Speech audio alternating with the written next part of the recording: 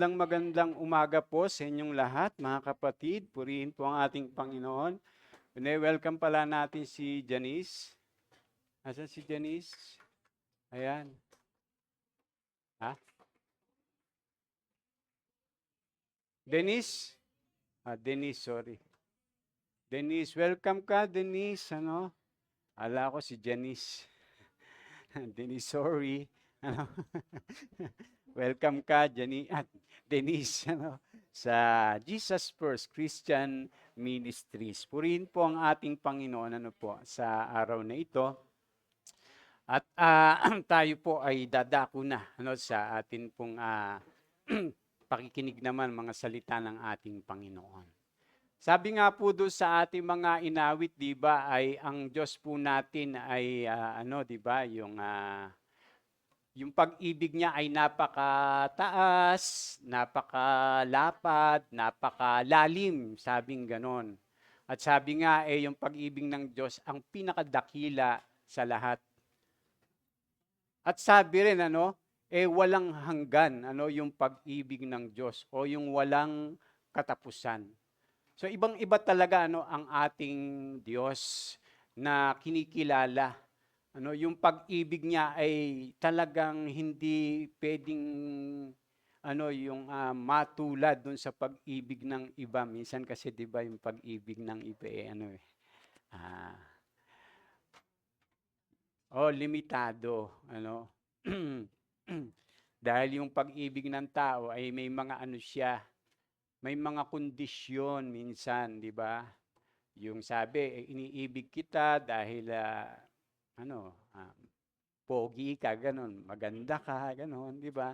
Iniibig kita dahil marami kang pera. Pagka yung wala na, wala na rin yung pag-ibig. Samantalang ang Diyos, sabi nga, gayon na lamang yung pag-ibig ng Diyos sa sanlibutan.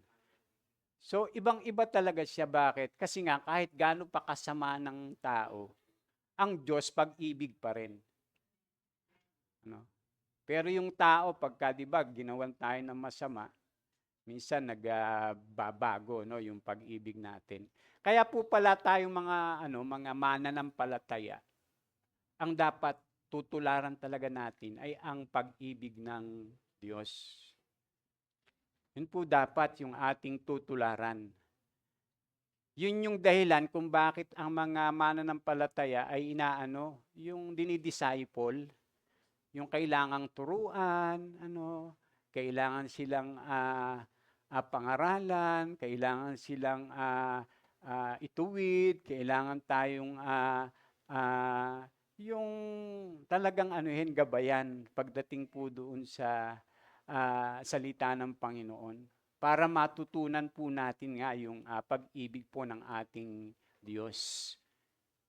Amen? Kaya kahapon, nagpapasalamat pala tayo doon sa mga kabataan na effort para maisagawa po itong gawain nila, yung program nila kahapon. At yung tema nila yun? Puhon. Ayan, puhon. Anong ibig sabihin ng puhon? Sana. Sana o kaya naman nawa. O kaya naman yung in His time. Ayan. Sa oras o kung loobin ng Diyos. Yun ibig sabihin ng puhon Asan na yun? Ayan. Yung puhon. Salitang Bisaya po yan. Puhon. Salitang Cebuano, ang ibig sabihin niyan ay sana, mangyari nga, dumating na, o kaya sa tamang panahon, o kaya yung sa oras ng Panginoon, At syempre, ang in-emphasize natin kahapon ay yung lalong-lalo na yung mga, kasi dahil love month, sabi nga nila, yung love month daw, ang in-emphasize po natin ay yung tungkol doon sa, siyempre, yung pag-ibig. Pero dapat, naghihintay.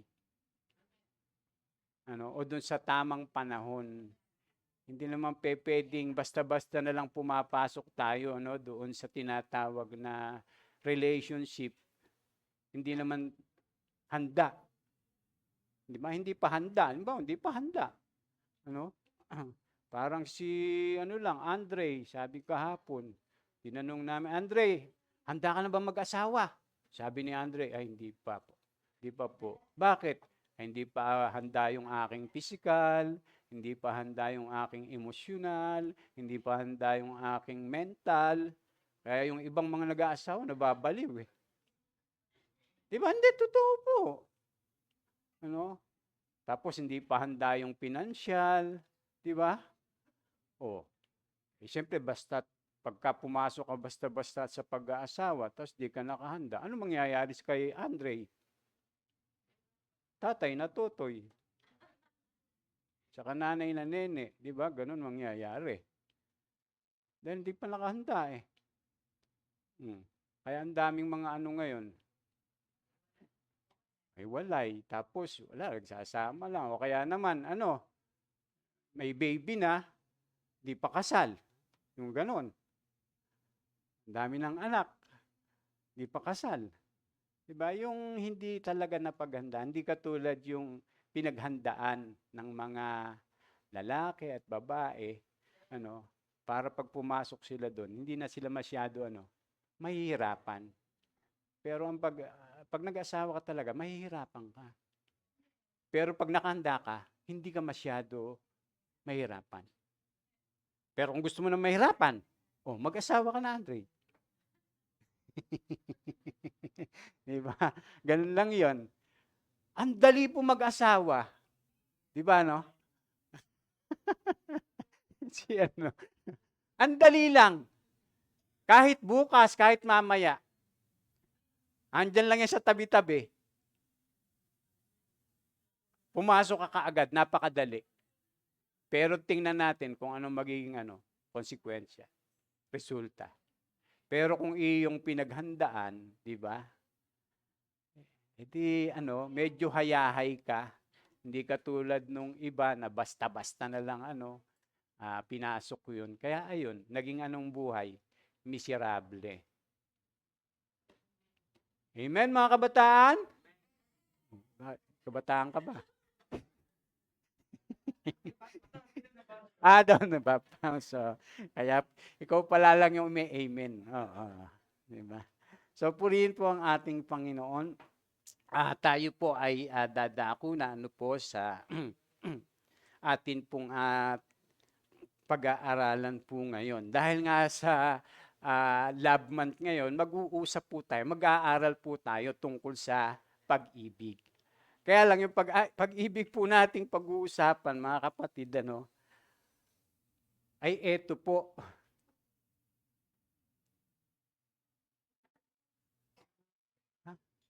Ayan.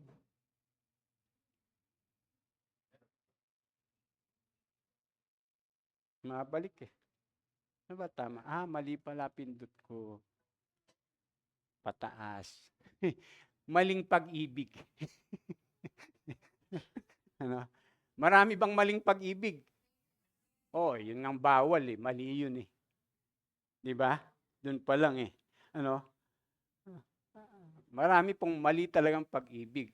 Lalo na yung bawal na pag-ibig. Mga kapatid. Pero yung ating tatalakayin po ng maling pag-ibig ano po, ay yung itinuturo naman po ng salita po ng ating Panginoon. Sabi nga po rito, no, ang Biblia po no, ay nagtuturo sa mga mananampalataya ng tamang pag-ibig. Kailangang matutunan nating ibigin ang Diyos, ibigin ang kapwa, at ang ating sarili ng tama. 'Di ba? Kailangan po 'yun. Kailangan iniibig mo 'yung sarili mo rin ng tama. Ano? Kaya lang 'yung iba ganito eh. Ay pastor, kasi mahal ko sarili ko, kaya lahat ng mga makapagpapasaya sa akin, ginagawa ko. 'Di ba? Ganun 'yung ano? Kahit na 'yung kanyang mga ginagawa ay labag do sa utos ng Diyos. Mali pa rin. 'Di ba? Mali pa rin yung pag-ibig mo sa iyong sarili. Ganun din sa kapwa. Sasabihin, ay pastor, kaya marami akong mahal eh. Kasi sabi ng Diyos, ibigin ko yung kapwa. Kaya ang dami kong asawa. Di ba? Pwedeng ganun yung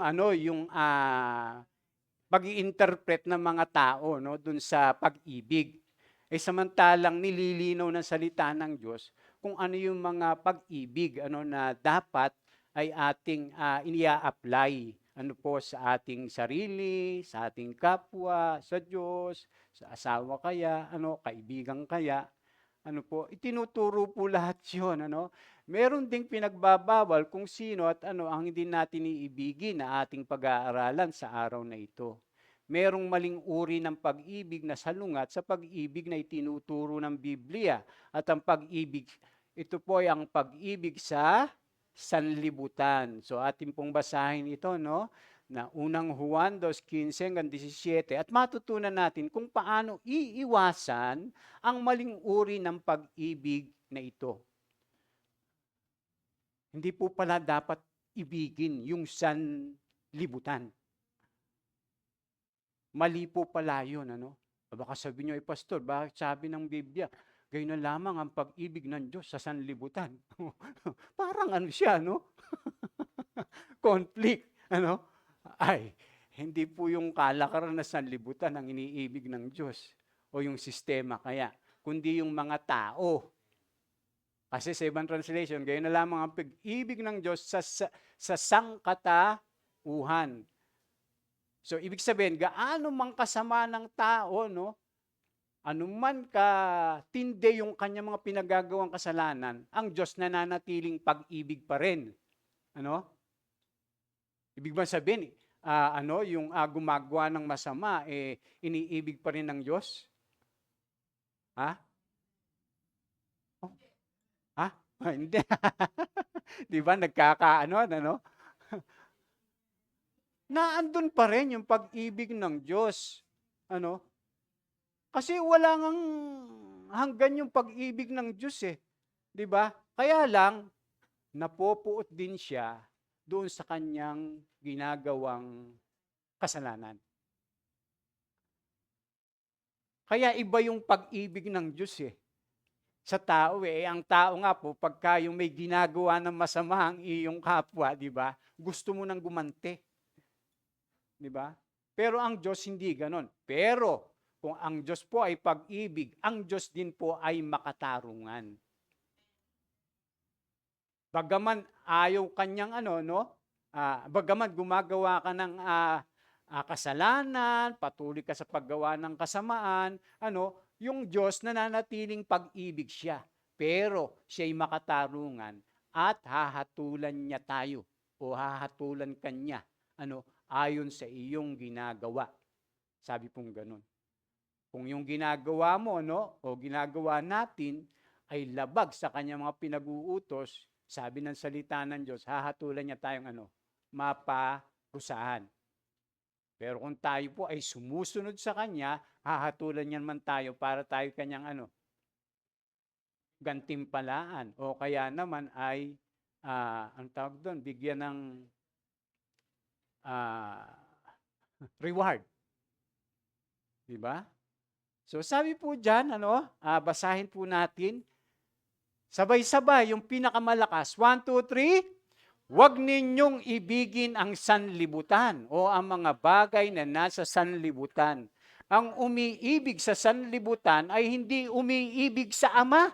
Ang lahat ng nasa sanlibutan, ang masasamang nasa ng laman, ang nasa ng mga mata, at ang pagmamalaki sa mundong ito ay hindi nagmumula sa Ama, kundi sa sanlibutan. Mawawala ang sanlibutan at ang lahat ng kinaumuluyan nito. Ngunit ang sumusunod sa kalooban ng Diyos ay mabubuhay magpakailanman. Tandaan po natin banglinaw po yung sinasabi po ni Apostol Juan na ang umiibig sa sanlibutan o yung mga bagay na nasa sanlibutan o ang umiibig sa sanlibutan ay hindi umiibig sa Ama. Kaya pagka makamundo yung isang tao, ay hindi niya talaga iniibig ang Diyos. Pag makamundo ka, pag makalaman ka, pag namumuhay ka dito sa sistema ng sanlibutan.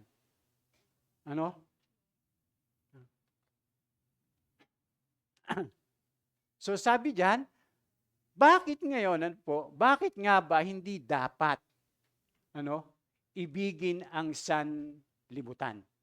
Yan po yung ating tatalakayin. Bakit nga ba hindi dapat ibigin ang sanlibutan? Unang-una po, sapagkat hindi mapagtutugma ang pag-ibig sa Diyos at sa sanlibutan. Hindi pwede pong pagtugmain natin na iniibig natin ang Diyos, tapos iniibig din natin ang sanlibutan. Mga kapatid, hindi po pwede yan na magkasama sa atin pong buhay bilang mga mananampalataya. Ang sinasabi po ni Juan dito na sa mga mananampalataya. Sa mga hindi mananampalataya, pwede yun. Pero sa mga mananampalataya, hindi yun pwede sa Diyos. Kaya nga sabi ni Juan, ang umiibig sa sanlibutan ay hindi umiibig sa Ama. Hindi umiibig sa Diyos. Yung iba mali yung pagkaunawa nila pagdating po doon sa tinatawag na yung pag-ibig sa Diyos o yung pagkakilala sa Diyos. Iba yung pag-unawa nila. Akala nila basta't nagsisimba sila, dumadalo sila, 'di ba? Ginagawa nila yung mga ritual doon sa kanila pong relihiyon.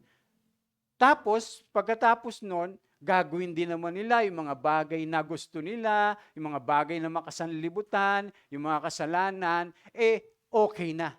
Ay hindi po pwede yun sa Diyos. Mga kapatid, bilang mga mananampalataya, banglinaw po yung sinasabi po ni Apostol Juan.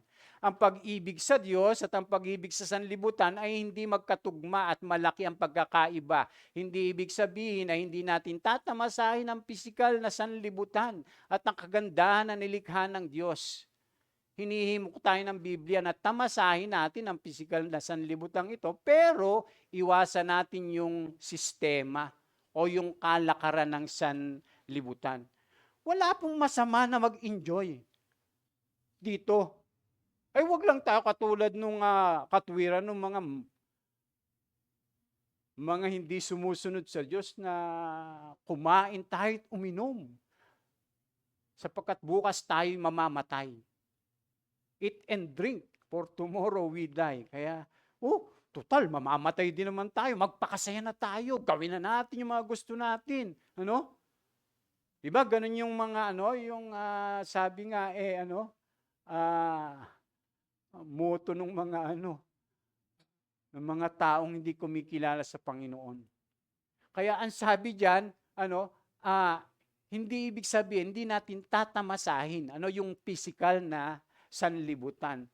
Masamang i-enjoy natin yan.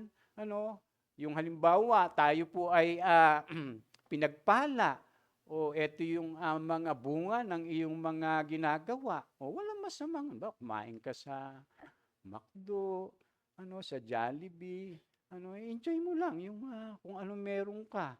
Kumain ka sa mga gusto mong kainan, o mamasyal ka kung meron kang pagkakataon, di ba? I-enjoy mo. Kaya lang, wag lamang na yung pag-i-enjoy ay nilalabag natin yung kalooban ng Diyos.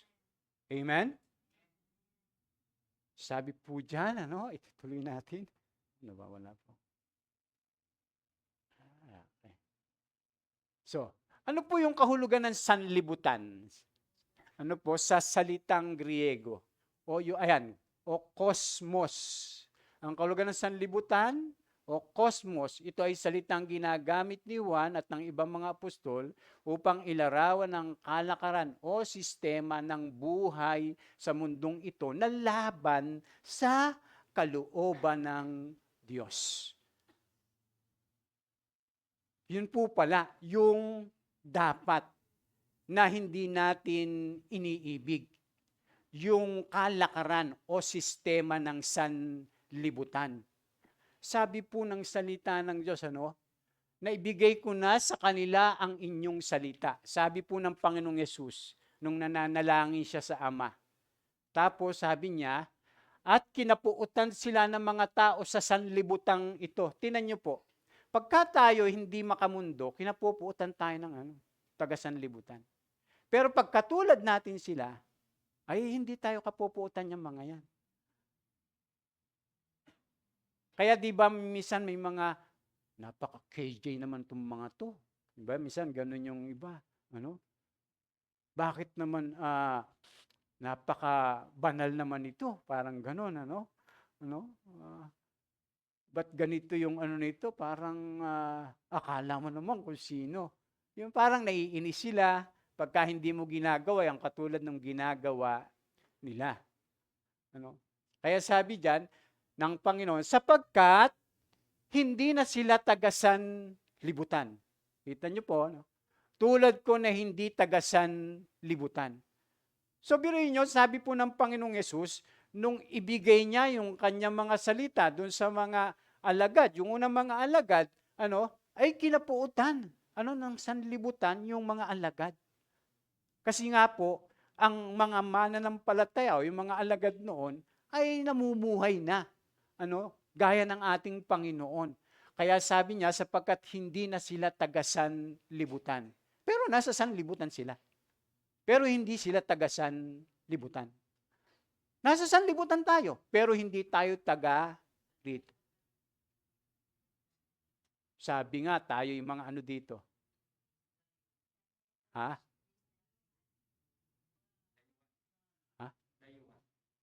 Dayuhan. Ayan. Para tayong yung excursion.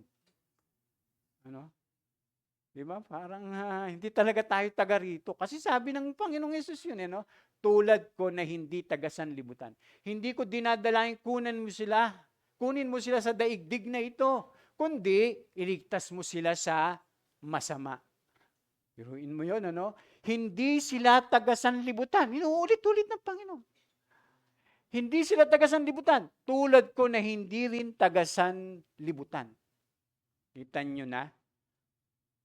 O tanong, tayo ba'y mga Kristiyano? Mananampalataya ba talaga tayo? Mga anak ba tayo ng Diyos? Sabi ng Panginoon, hindi tayo taga-sanlibutan. Kaya dapat, kahit na andito tayo sa daigdig, yung pamumuhay natin, hindi katulad ng mga makasanlibutan.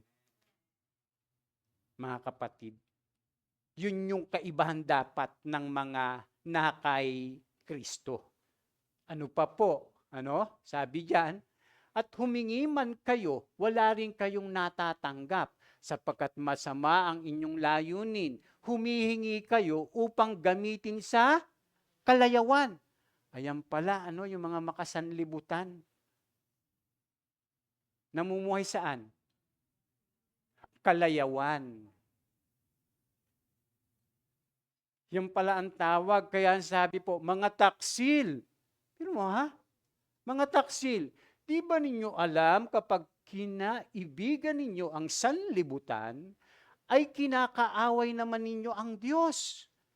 Kaya't sino mang nagnanais na maging kaibigan ng sanlibutan, ay kaaway ng Diyos. Pero ang kausap niya, Christian. Ni James.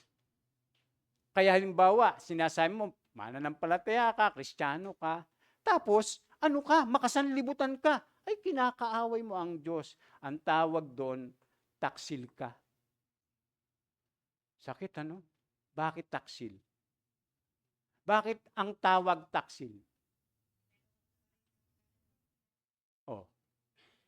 Bakit ang tawag ni James taksil sa mga kinakaibigan niya sa sanlibutan? Kasi, nakipag-isa ka na kay Lord. Nakipag-isa ka na kay Lord. Si Lord lang dapat iniibig mo. Unawain po natin yung salita ng Diyos. Tapos, ang ginagawa mo, sumasideline ka. Pinagpapalit mo siya sa sanlibutan. O kaya sa ibang mga Diyos. Kaya ang tawag niya, taksil. Eh, siyempre, parang gano'n. Halimbawa, meron kang boyfriend, may girlfriend ka. O kaya may asawa ka na. Tapos, meron kang isa pang ano. Diba? So, taksil ka na. Ang tawag. Ganun po yung tinuturo po no, ng mga apostol. Kaya, dapat po, yung mga mananampalataya ay hindi laki sa layaw. Ibig sabihin, hindi tayo namumuhay sa kalayawan. Gaya ng mga tagasan libutan. Amen? Oh, ayan, ang dami niyan, ano? Ang sanlibutan o cosmos ay hindi lamang ang pisikal na mundo, kundi pati na rin ang kalakarang kasamaan na nag-aari rito. Ang kalakarang kasamaang ito ay nilalarawang pinaghaharian ng dyablo. O, basahin po natin ang sabay-sabay. 1, 2, 3. Alam nating ang mga anak ng Diyos ay hindi nagpapatuloy sa pagkakasala. Oops! Ano daw po dapat ang mga anak ng Diyos? Hindi nagpapatuloy sa pagkakasala. Hindi nagpapatuloy. Pero pwede bang makagawa din tayo ng kasalanan? Pwede. Pero dapat hindi tayo magpapatuloy, mga kapatid. Dahil pag tayo'y nagpapatuloy sa kasalanan, abay, hindi ang Diyos ang sinusunod natin. Sino sinusunod natin? Ang sarili, ang sanlibutan, ang dyablo. Kaya ang sabi, alam nating ang mga anak ng Diyos ay hindi nagpapatuloy sa pagkakasala. Alam niyo po mga kapatid, ang totoong nanampalataya sa Panginoon, yung nakipag-isa sa Panginoon, lumalaya na sa pagsiselfon. Ay.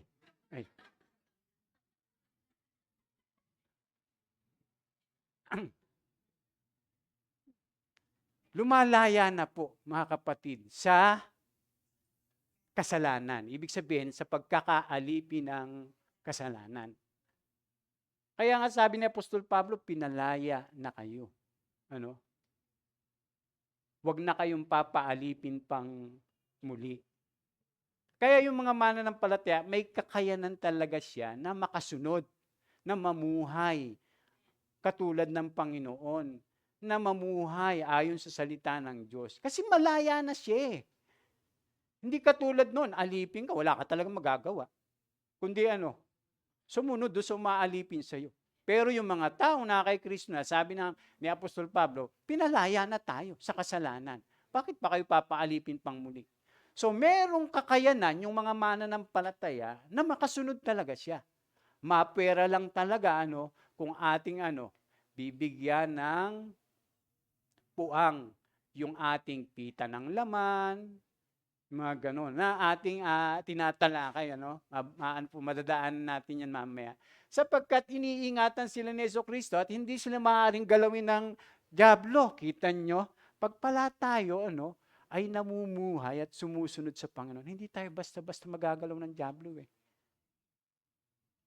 Alam niyo po kung bakit siya nagkakaroon ng puang. Pag tayo pag hindi tayo sumusunod sa Panginoon, nagkakaroon ng puang ang dyablo sa buhay natin. Yung unti-unti, halimbawa, pinagbibigyan natin yung ating laman, namumuhay tayo dito sa sanlibutang ito, ginagawa natin yung mga gusto natin. Yun yung pagkakataon ng masama. Alam nating tayo mga anak ng Diyos, kahit na ang buong sanlibutan ay nasa kapangyarihan ng dyablo. Diba? Bakit ang buong sanlibutan nasa kapangyarihan ng dyablo? Kasi yung tao ay Yung tayo ano? Dahil sumusunod yung tao. Kanino? Sa dyablo. Kaya nasa kapangyarihan. Ng dyablo yung sanlibutan. Pero yung mga anak ng Diyos, nasa ilalim ng kapangyarihan ng Diyos. Yun yung kaibahan. Kaya nga po, kinakailangan na ang mga mananampalataya ay manatili, na hindi tayo dapat nagpapatuloy. So inaatasan tayo yung huwag umibig sa sanlibutan, nabubuhay tayo rito, ngunit hindi tayo namumuhay. Ayon dito, ito ang pakikibakang Kristiyano na dapat harapin ng bawat sumasampalataya. Tingnan niyo po, mga halimbawa ng pakikibakang Kristiyano. Kailangan natin ng pera, pero hindi natin dapat ibigin ang pera. Di ba? Ay yung iba sa sobrang yung pagmamahal sa pera. Nagiging na nila yung pera. Obsession, Panginoon, Kaya pala sabi ng Panginoong Yesus, hindi natin pwedeng ibigin ng Diyos at ang kayamanan. Hindi masamang tayo kumita ng pera.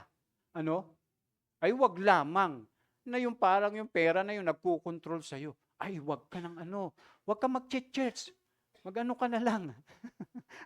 Kikita ka ng malaki, di ba yung ganon? Imbis na yung para sa Panginoon, ilaan natin, di ba? Minsan nang iniisip natin, ay, dito na lang ako, magkakapera pa ako. Dadami pa yung kita ko. Ay samantalang binless ka na nga sa buhay, sa lakas, binless ka na nga sa malusog na katawan, binibless na yung mga anak mo, yung mga ginagawa mo. Pero yung pagpara sa ating Panginoon, ay wag nating aanuhin. Wag nating pati yun aagawin. Bless na tayo mga kapatid. Bless ba tayo? Kaya wag tayong magmukhang salapi. Simple lang. Sabi nga ni sa Hebreo, di ba? Huwag kayong magmukhang salapi. Masiyahan na kayo kung kayo may kinakain at dinarami. Sapagkat sinasabi ko sa inyo, hindi ko kayo iiwan ni pababayaan man. Amen? Huwag tayong magmukhang salapi. Dapat, yung para sa Diyos ay ating ibibigay, ipagkaloob natin. Kailangang mahalin natin ang ating sarili, pero kailangan din nating mahalin ang ating kapwa. Ayan. So, kaya halimbawa, pagka merong yung may humihingi ng tulong, kahit sobra-sobra na yung hinihingi, tulungan mo pa rin. Yun ang sabi mahalin pa rin ang kapwa Parang ang Panginoon lang, di ba? Wala siyang sinisino sa kanyang mga tinutulungan, kinakaawaan. Kailangan mahalin natin ang ating kapwa, pero kailangan higit na mahalin natin o ibigin natin ang ating Diyos. Actually, yan struggle po yan Alam nyo ba, sa pagsunod sa Panginoon, minsan, ang hadlang yung nasa paligid mo. Yung nakasama mo sa bahay, kasama mo sa trabaho, di ba? Kaibigan mo, boyfriend mo kaya, minsan nga kahit asawa, di ba? Kaya pala sabi ng Panginoon, hindi kayo, ang sino mang umiibig sa kanyang ama, ina, mga kapatid na lalaki, kapatid na babae, o kahit kanino pa man, lalo na sa kanya sarili, ay hindi pwedeng maging alagad ko.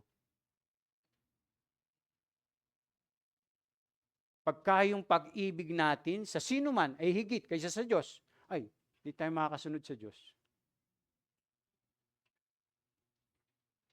Halimbawa, pinipigilan ka ng sino man. Hmm?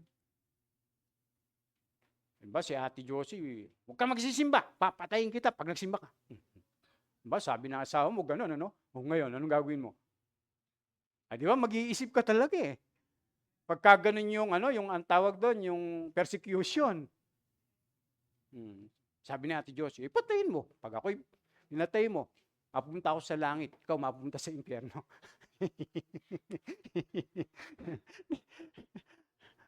Yung mga mananampalataya, secure yun eh.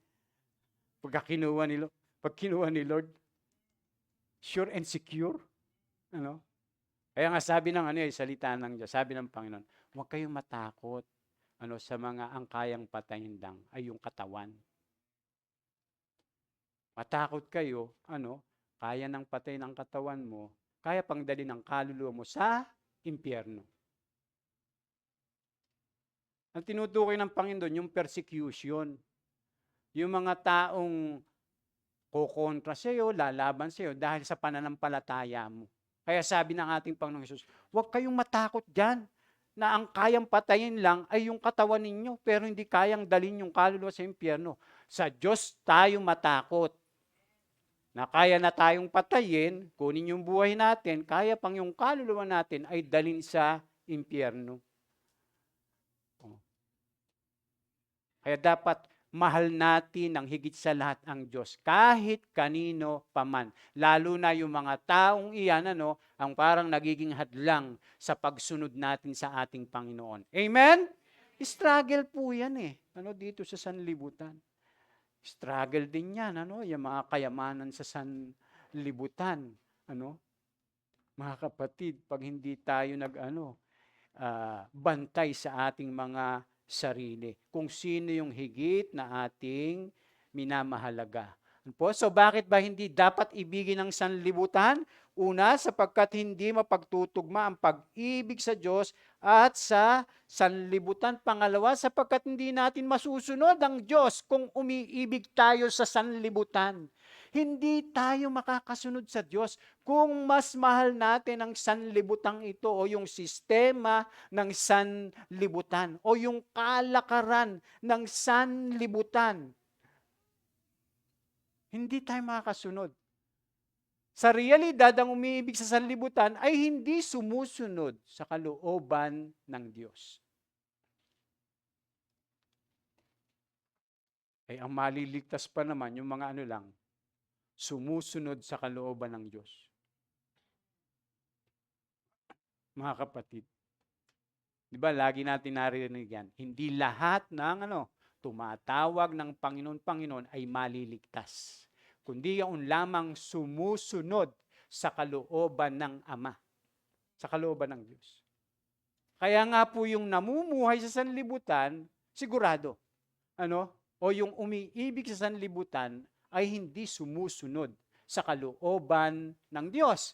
Ito ang sinasabi ni Apostol Juan, alin sa dalawa, ang tayo ay sumusunod sa kalooban ng Diyos, ang tayo ay sumusunod sa sistema ng sanlibutan. Meron 3 area ang sinasabi ni Juan na pwedeng makabihag sa ating puso sa sanlibutan ito. Hindi na ito bago, makikita natin ito sa Garden of Eden, nung tuksuhin si Eva. Yung lust of the eyes, lust of the flesh, at saka yung pride of life.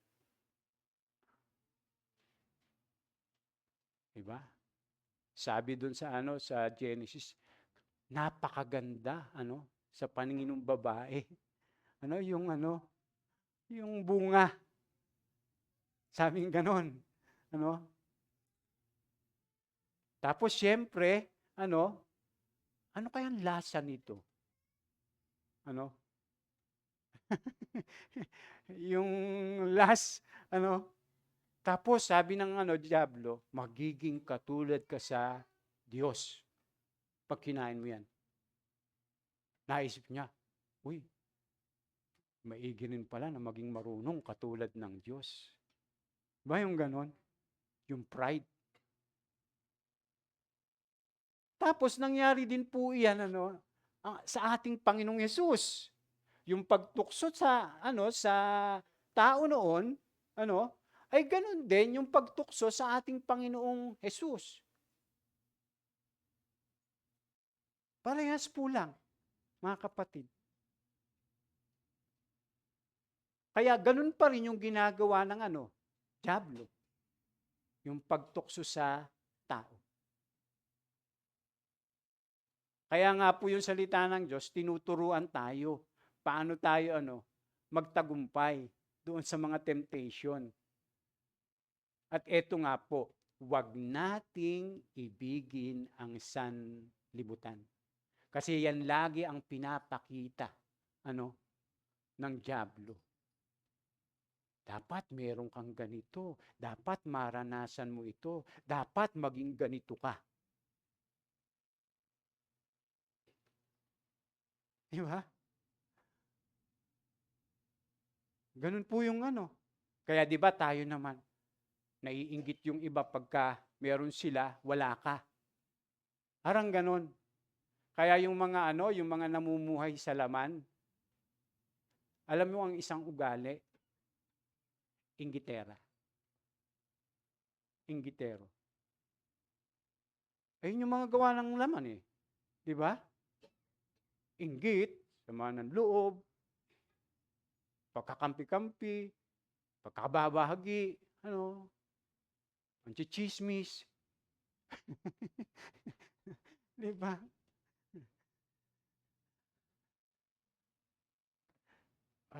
Nawala. Ano po yung kalakaran ng sanlibutan? Sabi diyan, ano ba ang kalakaran ng masama sa sanlibutan? Una, ang mga masasamang nasa ng laman, maaring mabihag ang sinuman ng mga bagay na kanyang ninanasa, kung ang mga ito ay kanyang higit na iniibig sa halip na ang Diyos na nagbigay ng mga ito, tulad ng pagkain. Ano rin pala yan? Pwede ba maging nasa ng laman yung pagkain? Pagka pag sobra na, di ba?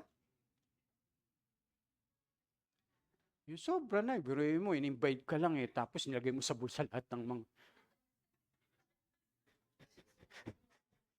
In-invite ka lang, nagdala ka pang plastic. Grabe mo naman. Okay lang po yun, pagka halimbawa, di tapos na, di ba? May mga natira. Anong gagawin natin? Sharon. Pero pagka yung halimbawa, in-invite ka, kaya pala yung bag mo, yung ilalagay. Diba? Joke lang sa akin. Hindi, masama po talaga, pagka yung sobra na tayo kung ayun yung matakaw, yung gluttony, kung tawagin. Tama lang, po. Ang Panginoong Hesus nga, tinuturuan niya tayo mag-ayuno eh. Tama, hindi. Mabubuhay ba ang tao pagka hindi siya kumain ng isang araw, 2 araw? Ha? Mabubuhay. 40 days nga 40 days hindi kumain ng Panginoon, nabuhay eh.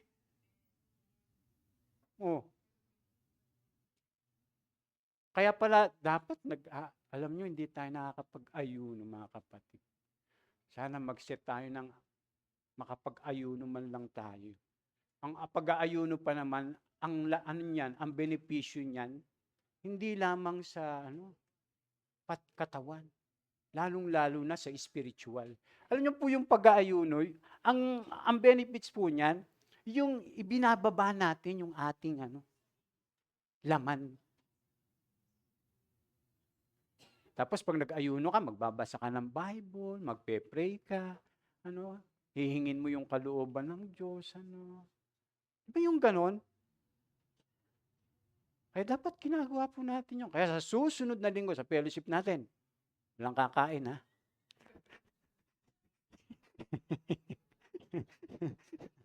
Joke lang. Pero malaki pong benefits nun yung pag-aayuno. Tingnan niyo po. Kahit ang doktor, itinuturo yun. Pero bago pa man yung mga doktor, itinuro na yun ng Panginoon. Totoo hindi? Kita nyo na. Kaya pala, yung high blood tayo, dami natin sakit. Alam niyo, madalas na yung sakit natin galing saan? Sa ating kinakain. Di ba, mga kapatid? Yung pagpa-fasting, nakakaano yun eh. Heal. Kaya yung mga manggagawa dyan, ay napag-usapan natin sa ano yun. So, mag-ayuno naman tayo.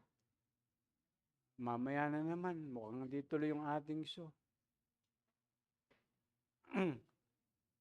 Dapat din nagsiset tayo ng ano, ng yung oras. Kahit yung ano lang, yung, di ba, 3 klase ang fasting eh. Sino yung mga nakakaalam?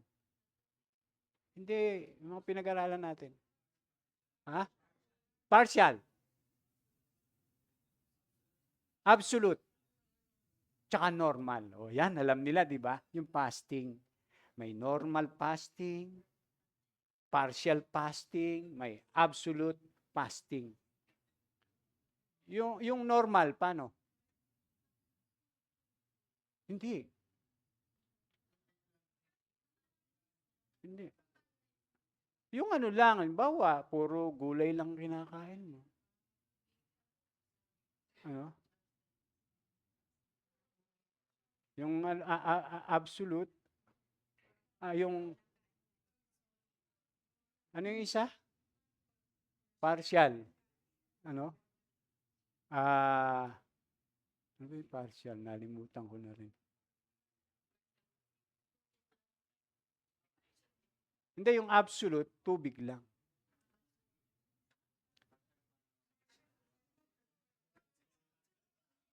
Eto ganito. Yung ano, yung partial, yung partial, halimbawa yung 1 meal, 2 meal, ganon. Pag yung, yung normal, ay yung gulay, or yung hindi solid, hindi oh. Tapos yung ano naman, yung absolute, yung hindi ka talaga kumakain. Tubig lang yung iniinom. Ganun dapat. Kasi ang Panginoong Yesus, binanggit sa Biblia na hindi siya kumain. Pero hindi binanggit na uminom ng tubig. Hindi lang siya kumain, pero umiinom siya ng tubig. Kasi mamamatay na yung tao pagka hindi na umiinom ng tubig. Kaya mahalaga po pala yun. Kasi pinapatay natin yung laman, yung, kasi tayo, gusto natin kumain ng ganito, lagi tayo nagke-crave ng mga, di ba? Kahit minsan bawal, kine-crave mo. Pero pagka halimbawa, inan mo yon, nag-ayuno ka nun, pinast mo yon, di ba? Inaano mo, yung tinatanggihan mo. No? Ang mahirap ganito, nagpapas ka, di papas ka. Hindi ka nga kumakain ng ganito, ganyan, sa umaga, sa tanghali. Sabi, sa gabi na lang ako magbe-break. Tapos yung di mo kinain nung umaga tanghali, kinain mo rin nung ano. Ganun din. Di ba? Baliwala.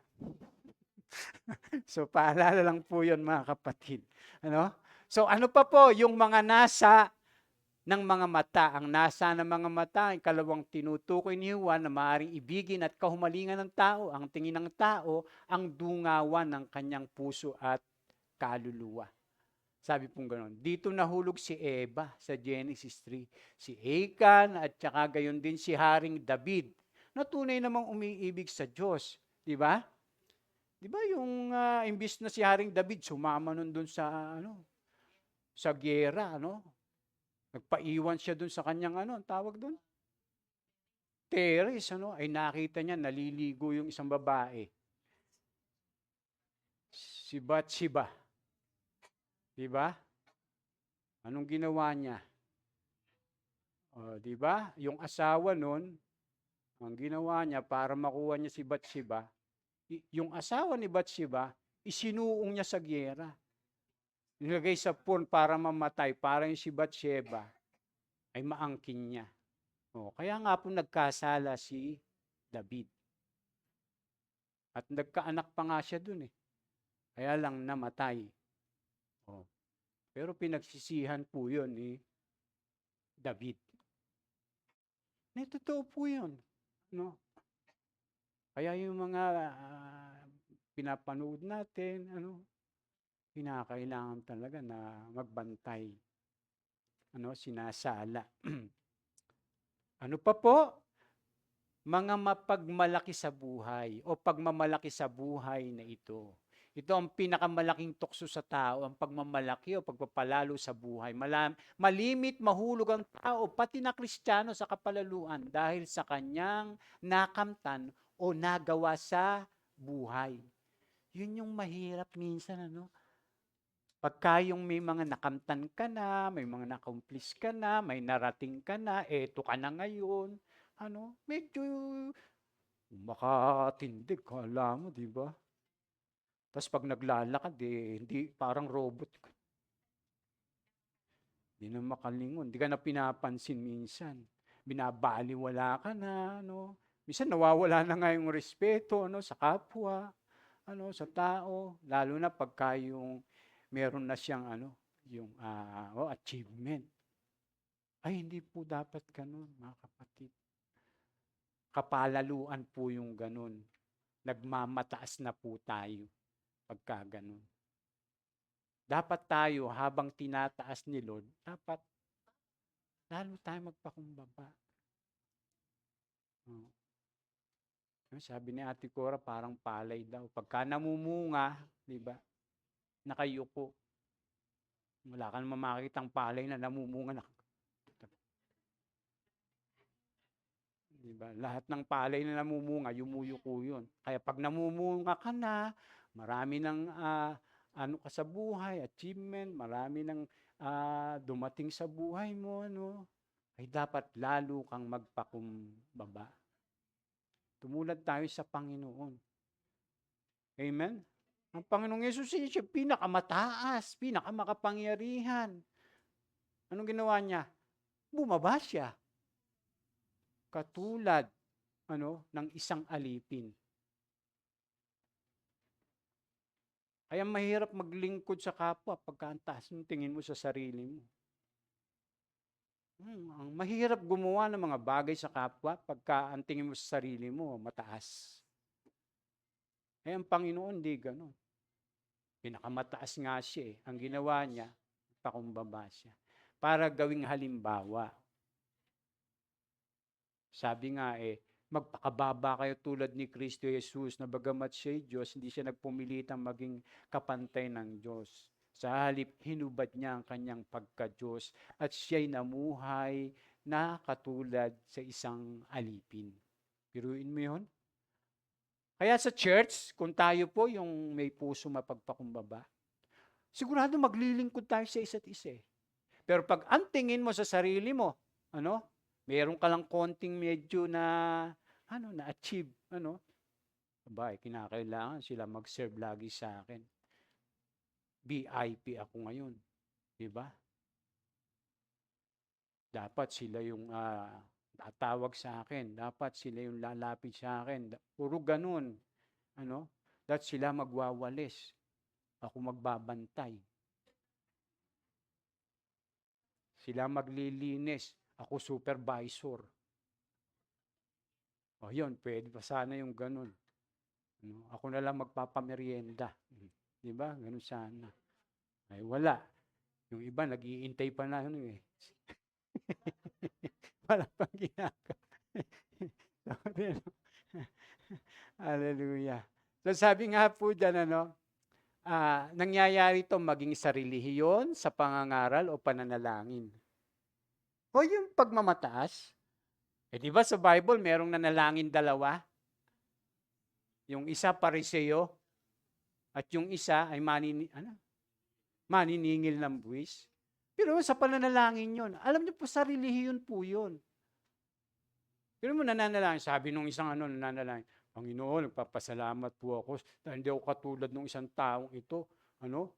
Ako po'y nag-iika po, sabi niyang ganun. Hindi po ako nagnanakaw, hindi ako nangangalunya, katulad nitong katabi ko. Di ba? Pinagmamalaki niya sa panalangin niya yung kanya mga ginagawa. Ay di ba pag mamataas yun? Alam niyo po yung pagmamataas, hindi naman basta nakikita yun eh. Nasa yun? Sa puso. Pero siyempre, sigurado, lalabas yun. Doon sa yung mga ginagawa. Sa yung mga sinasabi.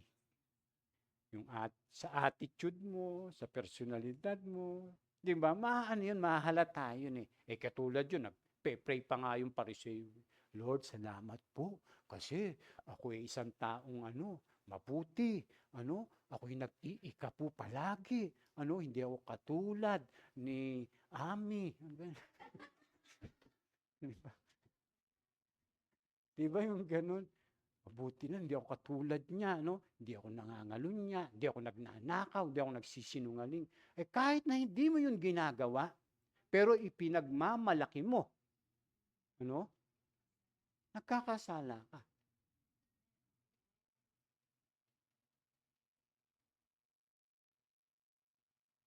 Yung maniningil ng buwis, sabi niya, Diyos ko, hindi siya makatingin sa langit kasi nahihiya siya sa Diyos. Patawarin niyo po ako sa lahat ng mga kasalanan ko. Diba? Yun lang ang kanya sinabi. At umuwing kinalugdan ng Diyos yung maniningil ng buwis. Kaysa doon sa isang taong ang tingin sa sarili ay matuwid. Sabing ganon. Yung pala naman ay napakataas ng kanyang puso. Kaya po yan mga kapatid, yung kapalaluan. Hindi po yan basta-basta minsan nakikita. Pwedeng nasa loob lang ng puso yan. Kaya mag-ingat tayo. And last, ayan, malapit na po tayo. Bakit nga ba hindi dapat ibigin ang sanlibutan? Sapagkat hindi tayo namumuhunan sa walang hanggan kung umiibig tayo sa sanlibutan. Yes. Ano po yung namumuhunan? Nag-i-invest. Pag tayo ang iniibig natin, yung mga bagay ng sanlibutan, nag-i-invest ka sa sanlibutan. Doon ka nag-i-invest. Pero mo, halimbawa, may bagong cellphone, halimbawa, ito maganda to. Teka, bibili ako nito, mag-iipon ka. Kahit napakamahal. Tapos, sabi nung isang sa church, mga kapatid, meron po tayong gagawing project. Meron po tayong project. Tayo po ay bibili ng ano ba maganda? Upuan. Ayan. Baka po pwedeng tayo po ay naman. Ang tawag doon? Ambag-ambag, papalitan natin, yung ating upuan kasi mga luma na. Pero ang ginawa ko, kaya pumuti yan, pininturahan ko. Diba? Tapos, sasabihin mo, bahala kayo dyan. Pero pagdating sa mga bagay, ng mga material na bagay dito sa sanlibutan, kung makapaggastos ka, ganun na lang. Pero pagdating sa mga spiritual, parang tipid na, kuripot ka. Pero yun mo yun, saan ka nag-i-invest? Sa walang hanggan o para sa sanlibutan lang? Kailangan isipin po natin yung mga kapatid. Ginagawa ko lang example para mas maintindihan natin po. Kaya ang sabi po ng ni Juan, huwag niyong ibigin yung mga bagay ng sanlibutan. Kasi pagka yan yung mas iniibig mo, diyan ka nag-i-invest. Sabi nga ng ating Panginoon, huwag tayong mag-impok ng kayamanan dito sa langit. Isaisip naman natin yung mga bagay na panglangit, di yung mga bagay na panlupa. Mabuhay tayo sa mga pananampalataya. Huwag sa mga bagay na nakikita. Di ba ganun lagi po yung ating mababasa? Kaya pagka iniibig natin itong mga bagay na sanlibutan, ay nag-i-invest po tayo sa sanlibutan. Pero pagka, ang ating Panginoon o yung kanyang mga gawain, nag-i-invest po tayo.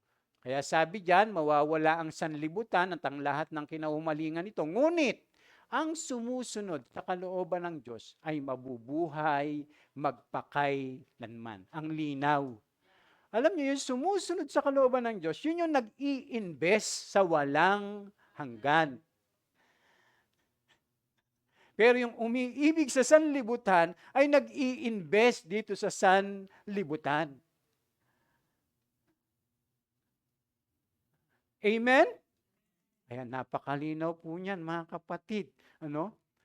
Kaya kinakailangan balansihin po natin. Gusto natin na magkameron ng ganito, ay wag mo namang kakalimutan si Lord. Huwag mong kakalimutan yung gawain niya. Yung mga kakalimutan, yung mga pangwalang hanggan. Ibigay natin yung para sa ating Panginoon. At ibinibigay naman ng Panginoon yung para sa atin. Give and take lang yan. Amen? Binless ka na nga Binless ka ni Lord. I-bless mo yung church. Tapos yung church, i-bless si Lord. Tapos, i-bless ka naman ni Lord. Di ba? I-bless mo yung church. Yung church, i-bless naman si Lord. I-bless ka ngayon ni Lord. I-bless mo naman yung church. Ayun lang po yung cycle ng blessing. Hindi, yung iba, gusto lang i-bless ni Lord.